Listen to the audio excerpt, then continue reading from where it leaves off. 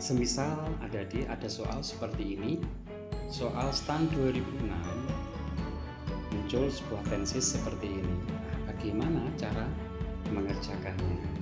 Maka biar mudah cara mengerjakannya, adik-adik perhatikan penjelasan kami yang berikut. Sebelum mengerjakan soal tadi, adik-adik harus memahami dulu yang namanya tensis past perfect tense sama past tense. Ya, past perfect itu apa Pak? Dan past tense itu gimana? Nah, yang namanya past perfect, adik-adik saya ibaratkan begini ya. Sebelum saya jelaskan lebih lanjut tentang past perfect dan past tense, saya ajak adik-adik memahami yang namanya waktu. Anggap saja anak panah ini adalah perjalanan waktu.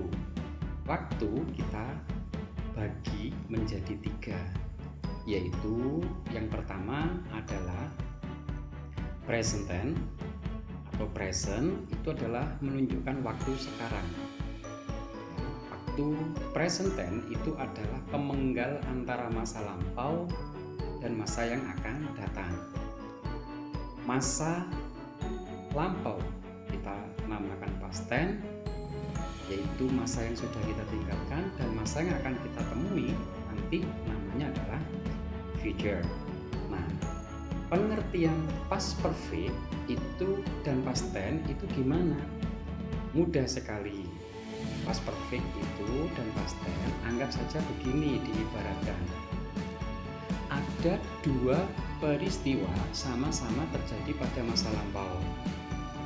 Peristiwa yang pertama harus sampean tulis past perfect. Peristiwa yang kedua ditulis pakai past tense. Contoh, semisal ini pada masa-masa sekolah.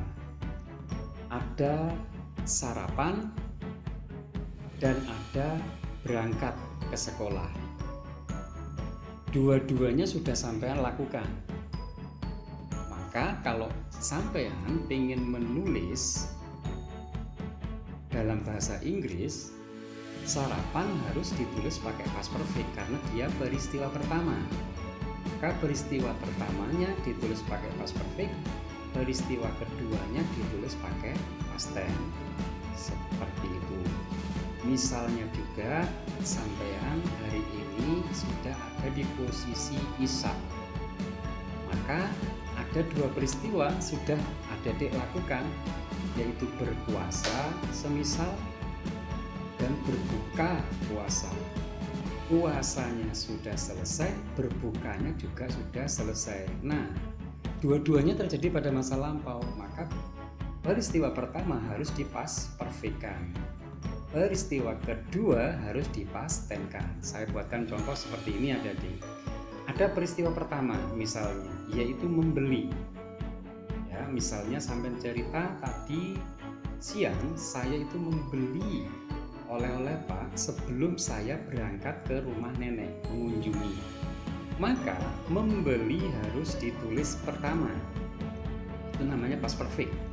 Ya, peristiwa yang keduanya yaitu mengunjungi. Nah, peristiwa pertama membeli kita kasih simbol E1.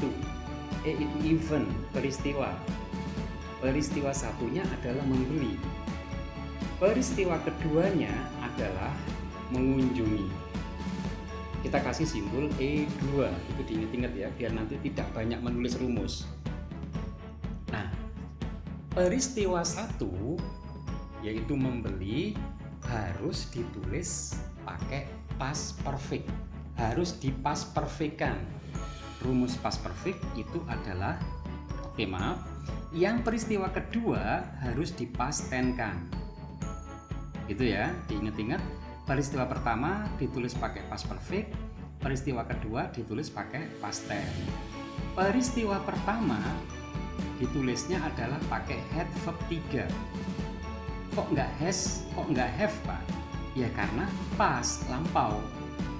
Oke, sekarang untuk peristiwa yang kedua ditulisnya pakai verb 2, di V2 kan. Sudah seperti itu saja memahami past perfect sama past tense. Saya ulangi lagi, Peristiwa 1, E1 harus dipasperfikkan, peristiwa kedua harus dipastenkan dengan rumus yang di bawahnya itu. Nah, cara jitunya bagaimana Pak untuk memahami nanti kalau ketemu soal saya biar cepat? Cara jitunya begini Adik-adik. Perhatikan, saya tulis dulu misalkan kalimat pertamanya adalah saya membeli.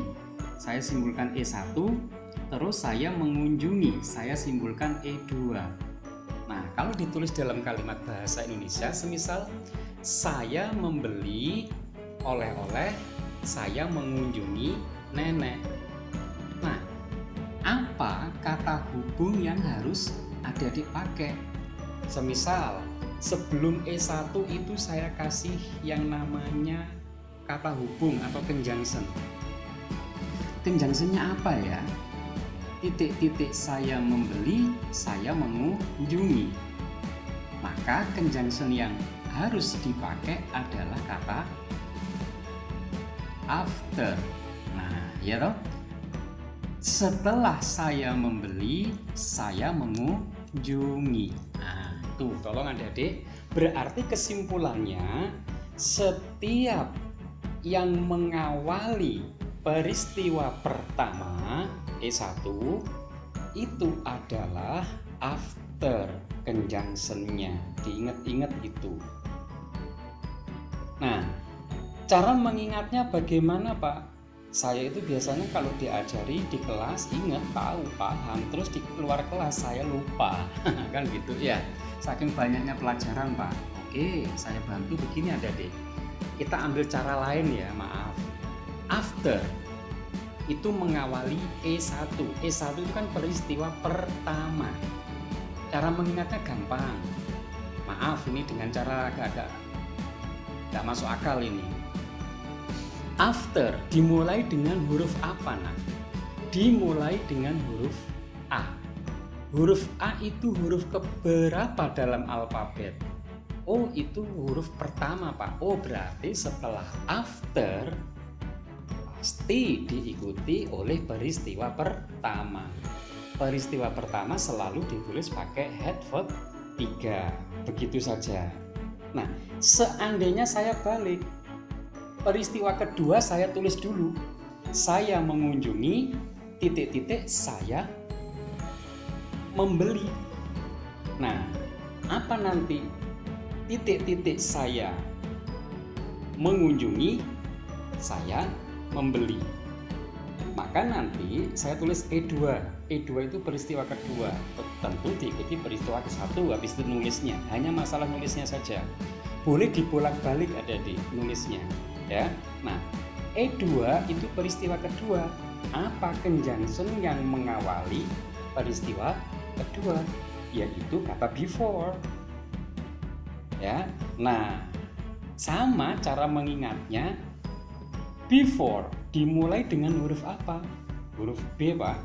Maka huruf B itu kita ketahui bersama sebagai huruf kedua dalam alfabet. Berarti kalau ada before huruf B diperhatikan huruf kedua berarti selalu diikuti oleh peristiwa kedua. Peristiwa kedua ditulis pakai verb 2. Mudah-mudahan membantu ya caranya ya. Oke, kita latihan soal sekarang. Nah, soal yang tadi ada di 2006 tadi, maka sampai perhatikan ada conjunction. Cari dulu conjunction-nya, cara mengerjakannya biar nanti mudah. Oh, ada conjunction-nya ini Pak, ada conjunction before. Oke, before kita tulis di sini. Before tadi kan konsepnya huruf B diikuti peristiwa kedua.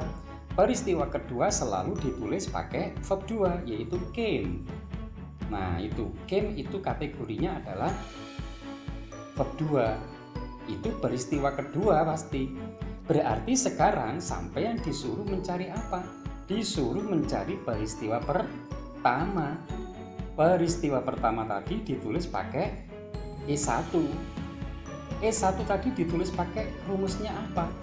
Ditulisnya pakai head verb 3. Maka jawaban soal nomor Ini adalah yang A. Begitu saja cara mengerjakannya. Ya, saya ulangi lagi, before huruf B diikuti peristiwa kedua. Peristiwa kedua selalu ditulis pakai verb 2. Berarti yang hilang apa? Yang hilang peristiwa 1. Peristiwa 1 ditulis pakai head verb 3. Maka jawabannya yang A. Oke, kita latihan lagi. 2013 keluar lagi nah. Sekarang Anda perhatikan, langsung dicari conjunction-nya. Conjunction-nya adalah cara jitunya ya. Cari conjunction-nya. Nah, ada kata before. Oke. Mudah sekali huruf B itu, Pak. B itu huruf kedua, pasti diikuti oleh peristiwa kedua, yaitu check. Peristiwa kedua kita simpulkan tadi pakai E2. Yang hilang apa? Yang hilang adalah E1, Pak. Ya kan? E1 yang hilang. Berarti kalau begitu E1 ditulisnya pakai head verb 3. Maka jawabannya yang mana? Yang D, ada headnya. ABC yang lainnya tidak ada headnya. Mudah seperti itu saja. Oke, next. 2014. Nah, 2014 muncul lagi. Anda cari conjunction-nya, yaitu cara jitunya begini, yaitu ada kata before. Before itu diikuti peristiwa kedua, yaitu receive. Ya, oke. Bedanya verb 2 dan verb 3 dari kata receive ini apa, Pak? Kalau verb 3 itu ada head-nya. Nah, kalau verb 2 head-nya tidak ada sebelum receive. Begitu saja ya. Oke, ini adalah verb 2. Maka jawabannya pasti ditulis pakai head verb 3. Nah, seperti itu.